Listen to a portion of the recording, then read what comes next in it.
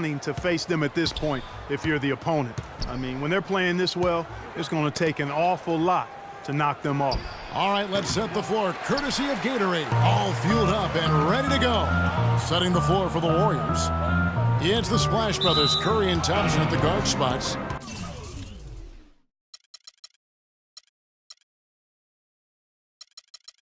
Green at the 4 with Bogut at the 5. And it's Barnes in at the 3. Watching Mike Dunleavy Jr., he's simply the mark of consistency. We know he's in his mid-30s, but you know exactly what you're going to get out of him every season. I think Tom Thibodeau, last year's Chicago coach, really admired that and loved it. It's so funny watching Mike Dunleavy Jr. play. I remember when his dad coached me when I was with Portland, and he was a little kid running around, and all of a sudden he's become this great NBA player. But you're right, though. He's made himself into a valuable asset in terms of the role he's been given for the Bulls. And so it's Golden State with it. Tough loss coming against Cleveland in their last game played. Yeah, I had the chills watching that. It really was a nightmare defensively for them when you go into that building and get punished by some very hot shooting. They didn't challenge the shooters. They didn't defend the shooters like they should have. And once the fans got into it and the arena started ramping up and cranking up, it was over. Here in the first, a little over a minute played so far. Curry passes to Green. Last season, Draymond Green taking over the starting power forward role in Golden State. Last season, David Lee was injured, remember, in preseason. Green was inserted, and he's been terrific ever since. Absolutely superb. A former second-round pick, his emergence has fueled this team's rise to greatness.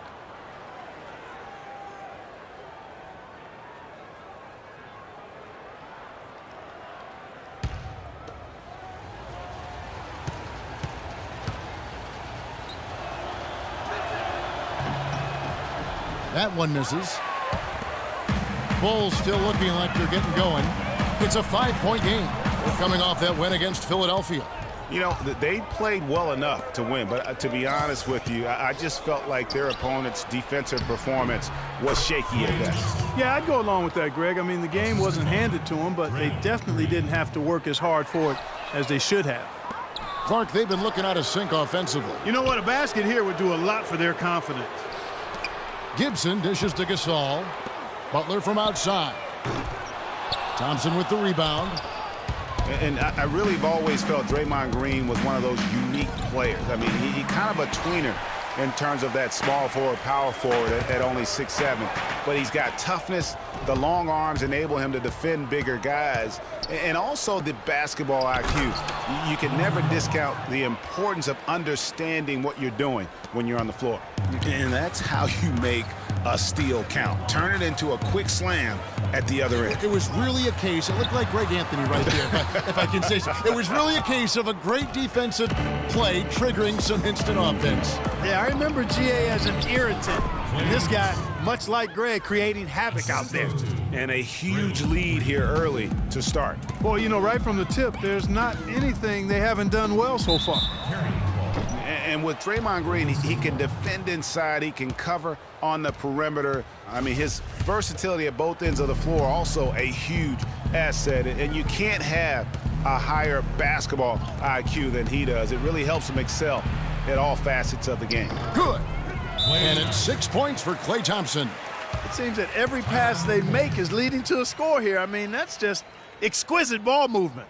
And that's because the ball is looking for the best shot, and it's really paid off for them during the run. And the first time out of the game called for Chicago. They faced off right here last time they met, but the home club just couldn't pull out the win. And it wasn't just about the bad shooting. It was really more so about the bad offense. They just didn't execute well. The screens weren't there. The spacing was poor, and thusly the defeat. Well, you've laid out a couple of the details that lead to good offense, or bad if you don't execute. And shooting is just a byproduct of not screening well and not moving the ball or players well. They didn't execute anything on the offensive end. And guys, let's get your take on the hustle stats for the Warriors. Tell you what, guys, they're showing us a lot of energy early on and racking up those fast break points. Yeah, and one thing, Clark, I've noticed is how quick their hands have been tonight. Thanks to that, they've gotten a lot of points off of turnover. It's stolen by Green. And here we go. Fast break. Curry's got it. Thompson with the bucket.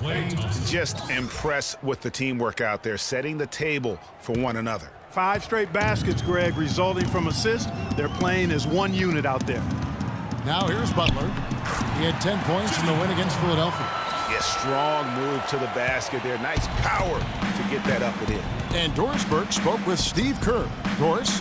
Guys, he reminded me that despite winning their first 2 matchups of the season, they've been fortunate to come out on top against a team that's tremendously disciplined offensively. He said you cannot relax against them. They'll make you pay for those defensive lapses. Kevin will see if they can stay the course and get another win. And Doris, thank you so much. And guys, how do you view coach's strategy in terms of limiting those shooters? Well, I think he knows how dangerous they can be if they get hot. So it's a sound approach. Defensively, though, they have to stick like glue to those guys. That's absolutely essential. I mean, preventing high-quality shots has to be the highest priority, an absolute must. And for Jimmy Butler, so much improvement over his young career, especially as a shooter. His rookie year, he shot just 18% from 3. Last season, he shot 38% from there. Chicago making some changes. Noah comes in for Pau Gasol. And Mirotic subbed in for Taj Gibson. Then for the Warriors, Spates checked in for Bogut. And it's Iguodala in for Barnes. Iguodala kicks to Green. Goes back up. And it's going to be 2 free throws. Drew contact on the shot. Now, let's see some numbers here on Steph Curry. The last 10 games, he has been on a heck of a run. 6th in scoring, and he's in the top 20 in assists per game. His talent for creating easy buckets for his teammates, such an asset. And you made note of it. I mean, his points per game average is unreal right now, scoring whenever they need him to. 2 shots. 2 shots.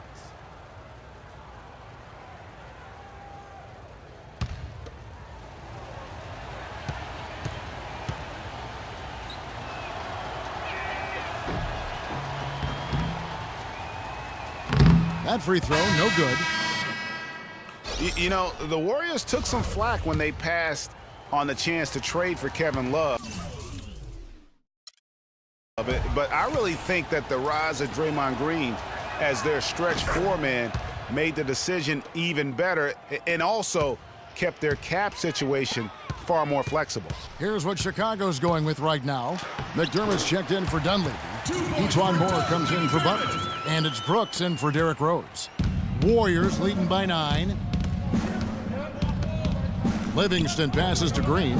On its way from Barbosa for 2. And he gets it to go from the corner. Barbosa's got his first points of the night. And Draymond Green won't give you the superstar numbers of a Kevin Love, but he's got a deceptive impact, Clark, at both ends of the floor. Yeah, I call him a value-utility guy because he does a little bit of everything that brings value to your quest to win. His shooting has steadily gotten better, and while he's not an all-star yet, the sum of his total contributions on the floor, impressive. Now here's McDermott, following the miss by Draymond Green. Good. Excellent assist there. Just led him to the perfect spot. On offense, here are the Warriors. They have a 9-point lead. Livingston kicks to Iguodala. And they go to the intentional foul. Oh, no. Not the guy you want to put on the line, Kevin. He's an ATM from the free throw line. The Warriors have gone 2 of 4 at the free throw line. Really, they haven't been able to differentiate themselves from the free throw line on the season at about 76%. And the Warriors making a change here. Azili's checked in. He makes 1 of 2 that time. Chicago has gone 1 of 5 from downtown in the first quarter. Points out there have been hard to come by. And the officials call a traveling violation. Boy, this has been an ugly, ugly start to the game for them. Yeah, and easy to see why they're trailing here. Just way too many careless turnovers. Warriors leading by 10. Iguodala with it.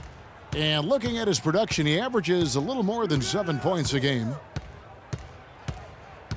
And there's the foul. It'll go on Aaron Brooks. That's his first foul of the game, and the bonus will go to the free throw line. The Warriors have shot 3 of 6 at the foul line. And he knocks down the first one. He doesn't get the second one. And Mirotic kicks to Brooks. And that one's good. Brooks has got his first points of the game. You know, huge height advantage there. but because of the great body control, he's able to cancel it out. Agreed. The body control essential in that situation. I mean, if you're giving up a bunch of height, then you better be able to manufacture things in the air.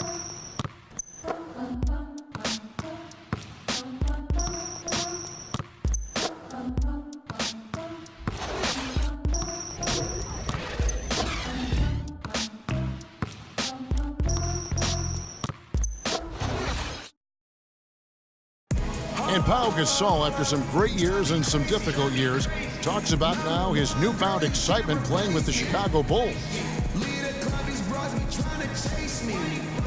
I mean, I think it's been noticeable just because this has been my decision too. And I want to make it good, great actually, not good, but great.